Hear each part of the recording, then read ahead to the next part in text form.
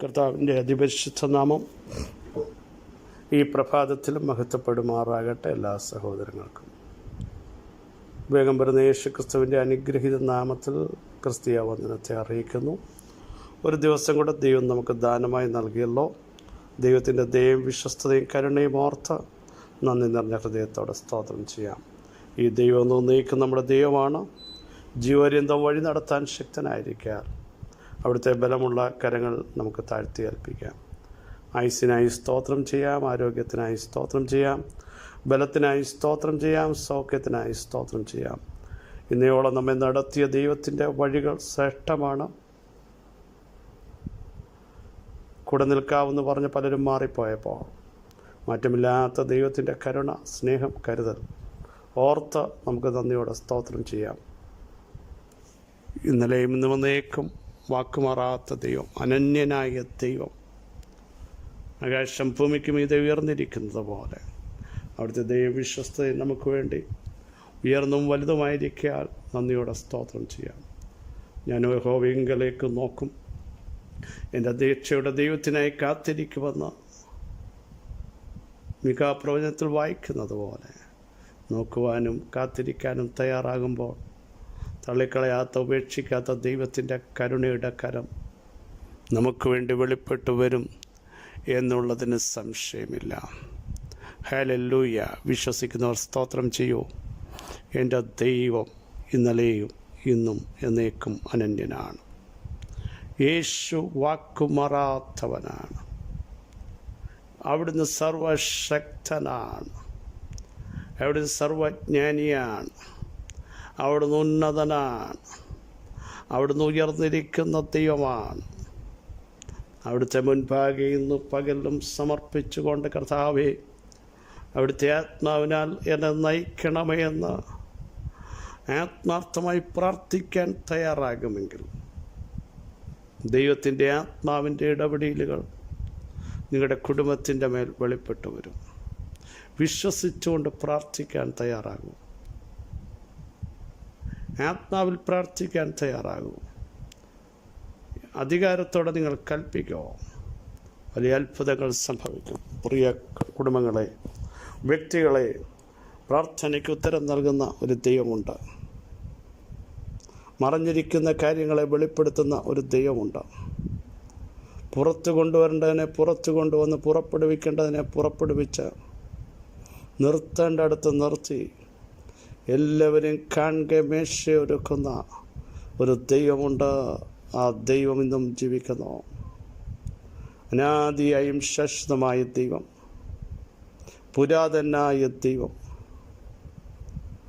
സർവശക്തൻ, സർവജ്ഞാനി, സർവവ്യാപി, എവിടെയും നമ്മെ കാണുന്ന, എവിടെ ഇറങ്ങി വരാൻ കഴിവുള്ളൂ. സമുദ്രത്തിൻ്റെ അറ്റത്ത് എന്ന് പാർത്താൽ അവിടെയും നമ്മെ നടത്തുന്ന ആ ദൈവത്തിൻ്റെ ശക്തിക്കായി, അവിടുത്തെ കരുതലുകൾക്കായി എത്ര നന്ദി പറഞ്ഞാലും മതിയാകില്ല. മർത്യരാരിലും ഞാൻ സഹായം തേടുകയില്ലെന്ന് ഉറപ്പായി പ്രഖ്യാപിക്കാൻ തയ്യാറാകൂ. ദൈവം നിങ്ങളെ സഹായിക്കും. ദൈവത്തിൻ്റെ കരം നിങ്ങൾക്ക് വേണ്ടി വെളിപ്പെട്ടു വരും. ദൈവാത്മാവ് നിങ്ങളെ നയിക്കും.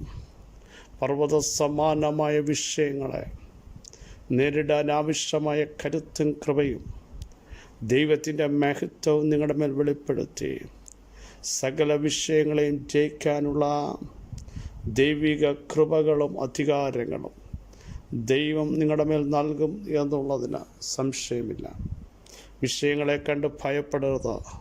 സകലത്തെയും ചാടിക്കടക്കാൻ, എൻ്റെ ദൈവത്താൽ ഈ മതിൽ ചാടിക്കടക്കാൻ, പടക്കൂട്ടത്തിൻ്റെ നേരെ പാഞ്ഞു ചെല്ലാൻ ഒക്കെ ദൈവം ഇടയാക്കുമെന്ന് വിശ്വസിക്കുന്നവർ ആത്മാവിൽ സ്തോത്രം ചെയ്യട്ടെ. ആത്മാവിൽ ദൈവത്തിൻ്റെ മഹത്വം കരയറ്റട്ടെ. വിശ്വസിച്ചാൽ ദൈവത്തിൻ്റെ മഹത്വം കാണും. അതൊടുക്കത്തെ നാളിലല്ല, ഇപ്പോൾ തന്നെ തിരുമഹത്വം കാണാൻ ദൈവം ഇടയാക്കും എന്നുള്ളതിന് സംശയമില്ല. ആര് വിശ്വസിക്കാൻ തയ്യാറുണ്ട്?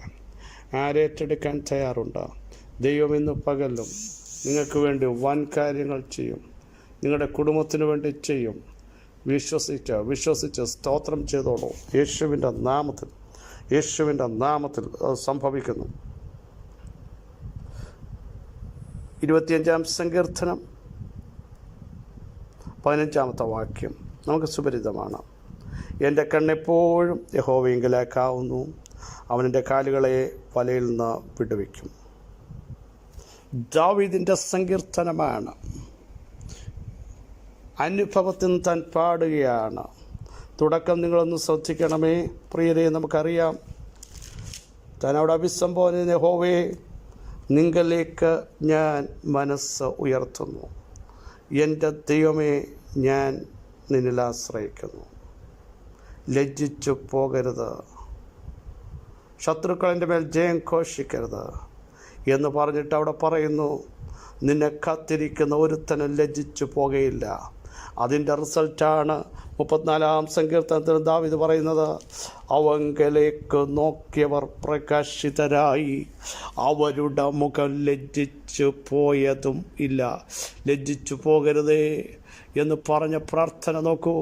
എന്നിട്ട് പറയുന്നു, കാത്തിരിക്കുന്ന ഒരുത്തന് ലജ്ജിച്ചു പോകത്തില്ലെന്ന് പറഞ്ഞിട്ട് ധൈര്യത്തോടെ വിളിച്ചു പറയുന്നു, അനുഭവത്തോടെ വിളിച്ചു പറയുന്നു, അവങ്കലേക്ക് നോക്കിയവർ പ്രകാശിതരായി, അവരുടെ മുഖം ലജ്ജിച്ച് പോകാൻ അവിടുന്ന് ഇടയാക്കത്തില്ല. നമ്മുടെ കുറിവാക്യം ശ്രദ്ധേയമാണ്. 5-ാം വാക്യമാണ് വായിച്ച്, എൻ്റെ കണ്ണ് എപ്പോഴും ദൈവത്തിങ്കലേക്കാകുന്നു, യഹോവയിങ്കലേക്കാകുന്നു. എൻ്റെ കണ്ണ്. ദാവീദിന് വേണേൽ പറയാം, സൈന്യത്തിലേക്ക് വേണേൽ കണ്ണ് നോക്കാം, ഭണ്ഡാരത്തിലേക്ക് കണ്ണ് വേണേൽ ഉയർത്താം, സാഹചര്യങ്ങളെ നോക്കാം. അവിടേക്കൊന്നുമല്ല കണ്ണ് ഉയർത്തിയത്. ഞാൻ എൻ്റെ കണ്ണ് സ്വർഗീയ പർവ്വതത്തിലേക്ക് ഉയർത്തുന്നു. ദൈവത്തിങ്കിലേക്ക് കണ്ണുകൾ ഉയർത്തിയ ദാവീദിന് പറയാൻ കഴിയും, ഞാൻ കണ്ണുകൾ ഉയർത്തുമ്പോൾ എനിക്കൊരു ഉറപ്പുണ്ട്, എന്നെ കണ്ട ഒരു ദൈവമുണ്ട്. എന്നെ കണ്ട ദൈവത്തിങ്കലേക്ക് എല്ലാവരും തള്ളിക്കളഞ്ഞു മാറ്റി നിർത്തി.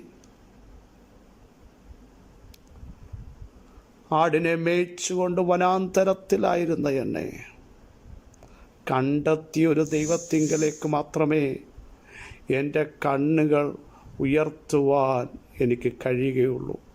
ഈ പ്രഭാതത്തിലും ദൈവത്തിൻ്റെ ആത്മാവിന് നിങ്ങളോട് പറയാനുള്ള സന്ദേശം, കണ്ണുകൾ നമ്മളെ കണ്ട ദൈവത്തിങ്കലേക്ക് ഉയർത്തണം. ദൈവത്തിങ്കലേക്ക് കണ്ണുകൾ ഉയർത്തിയാൽ എൻ്റെ ജനത്തിൻ്റെ കഷ്ടത ഞാൻ കണ്ടു എന്ന് പറയുന്ന ദൈവം ഇറങ്ങി വരും. ദൈവത്തിങ്കലേക്ക് കണ്ണുകൾ ഉയർത്തിയ ദാവീദിന് പറയാൻ കഴിയും, എൻ്റെ പ്രതിസന്ധിയുടെ ഘട്ടങ്ങളിലും എൻ്റെ ദൈവം എന്നെ കൈവിട്ടില്ല. ബലം നഷ്ടപ്പെടുമ്പോഴെന്ന് ഞാൻ ചിന്തിച്ചപ്പോഴും യഹോവ തൻ്റെ ജനത്തിന് ശക്തി നൽകി, സമാധാനം നൽകി നടത്തിയൊരു ദൈവമാണ്. എന്തുകൊണ്ടാണ്?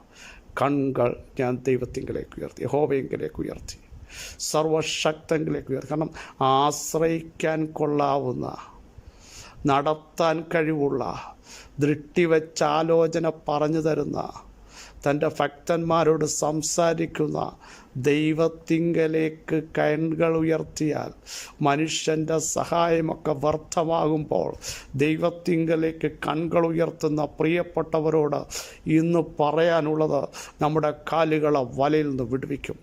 നമ്മളറിയാതെ നമുക്ക് വേണ്ടി വല വിരിക്കുന്ന, നടന്നു പോകുമ്പോൾ വലയിൽ കുടുങ്ങി വീണ് എഴുന്നേൽപ്പിക്കാതെ വണ്ണം തകർത്ത് കളയാൻ നിൽക്കുന്ന ദുഷ്ടശക്തികളുണ്ട്. പക്ഷേ വലകളെയും കെണികളെയും പൊട്ടിച്ചെറിയുന്ന സർവശക്തങ്കലേക്ക് ഞാൻ എൻ്റെ കണ്ണുകൾ ഉയർത്തുന്നു.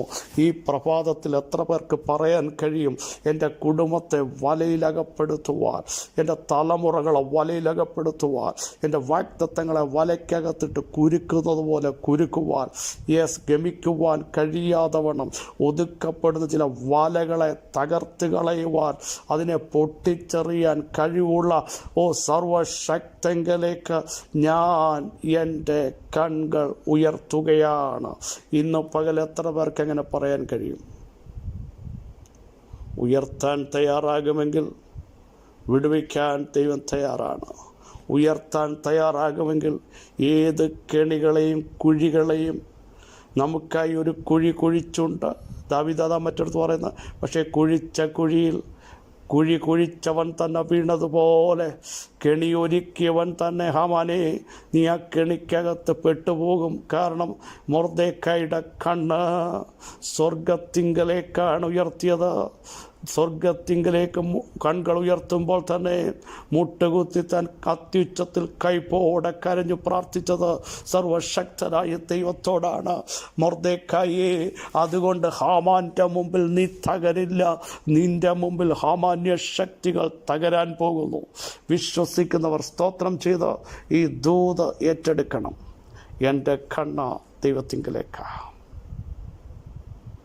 എന്നെ സഹായിക്കുന്ന എൻ്റെ ദൈവത്തിങ്കലേക്ക്, എന്നെ ശക്തീകരിക്കുന്ന എൻ്റെ ദൈവത്തിങ്കലേക്ക്, എന്നെ നിവർത്തുന്ന എൻ്റെ ദൈവത്തിങ്കലേക്ക്, എനിക്ക് ആലോചന പറഞ്ഞു തരുന്ന എൻ്റെ ദൈവത്തിങ്കലേക്ക്, എന്നെ ശക്തീകരിക്കുന്ന എൻ്റെ ദൈവത്തിങ്കലേക്ക്, എന്നെ നിവർത്തുന്ന എൻ്റെ ദൈവത്തിങ്കലേക്ക് എൻ്റെ കണ്ണുകൾ ഞാൻ ഉയർത്തുന്നു.